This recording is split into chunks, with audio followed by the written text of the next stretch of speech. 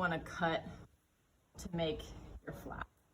So I'm just generally tracing where the edge of the splint will be.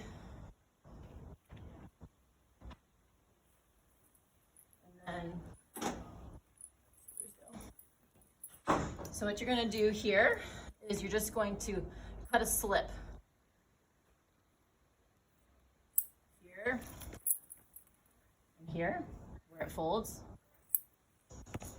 And then, as long as the material's still hot, you're just going to fold that over. And it's just one joint. Now, if it's not hot enough, it's not sticking, you at least have the right, like you know where it's going to be laying. You can gun it? You can gun it, yep.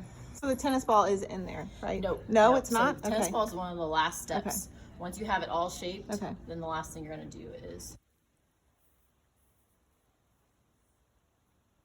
so now's the fun part. You got to wait for it to cool a little bit before you take it off, especially with this material because it's very flimsy.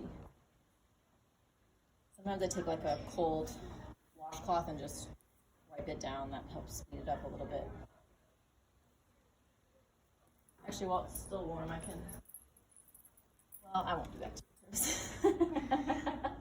Those are pretty sharp, aren't they? Yeah, they're really sharp.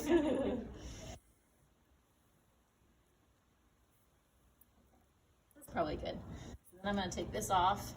I guess she technically could hold her leg up, but most patients would not be able to.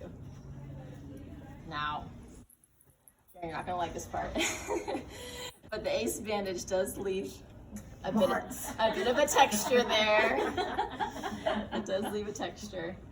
Okay. I probably would have let it cool a little bit more because it's still a little bit soft. But if you take it off and it's still a little soft, that's very soft. Well, you'll get the idea. Okay. Pretend like it was hardened all the way. Okay. Just for the sake of time today. The scissors. Okay. So then I'm going to trim around the toe. You always want it to be rounded here, rounded there to make it look pretty. And you don't want any sharp edges rubbing anything. Sorry, this is like totally collapsing now. But then you would take, once it was totally cooled off everything, then you would take the heat gun, you would just blow it straight into the heel and all the way around. You know, because once it's fully hardened, you're gonna make sure you probably want to need to blow it inside and then also on the back to make sure it's good and soft. And then you take your tennis ball and you just push it out, and it'll easily pop out. So then you have the heel floated. You probably will need to trim that down a little bit so that it fits properly, and again that the malleoli are not covered. And then you add the strap. So you can do, like I said, you can either do a strap across the front of the ankle here. And then I use one big piece of material for, if you're doing the one where you pull it, I use one big piece of material. So you just do a Velcro across the top, and then it's just one piece where they pull. It's almost like an ankle stretch where you use a sheet or a towel. It's like the Primo boot. Yeah. Yes, yes, The yes, puffy yes. boots. The pillow boots. Yep, exactly. Or you can do the one strap here, crisscross, and one strap here. So this isn't a lot of plantar flexion.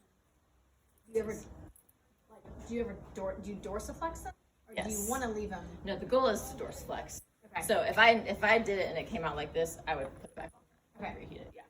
I would just try to do it fast. Yeah. So, so you would get them where Where you want them to where you be. want them to be, where you can Yes. tolerate, and then it's going to have some give, Yes. a little bit of give. It will. So then And you secure it with this strap. Yeah, and you really do, you want this joint to be as dorsiflex as possible because the strap will only do so much. This is going to give you more stretch than the actual strap will. But you can even have the aid when you're doing this part. After you wrap the ace, you can have the aid just push here, Yeah. so this cools off in the right angle. And before you pull these back. So, I will say one thing from a PT standpoint: if don't split them there because it's going to be it's going to take the slack off their gastroc, and they're going to be able to go a lot further there. So just make sure when you are flexing the knee, if you're flexing it up, and then you're dorsiflexing, make sure you're not too far because you can have have a lot more dorsiflexion because that's really the sole use, not the gastrocs on slack. So then if you splinted them when they're knee bent and then you try to put them there, it's going to be very intolerable. Another thing you can do too, if you have less help, and to come up, what is she saying? Is you can put pillows here. That way, Yeah. if you don't have someone to help you, it'll keep it extended and you have more space.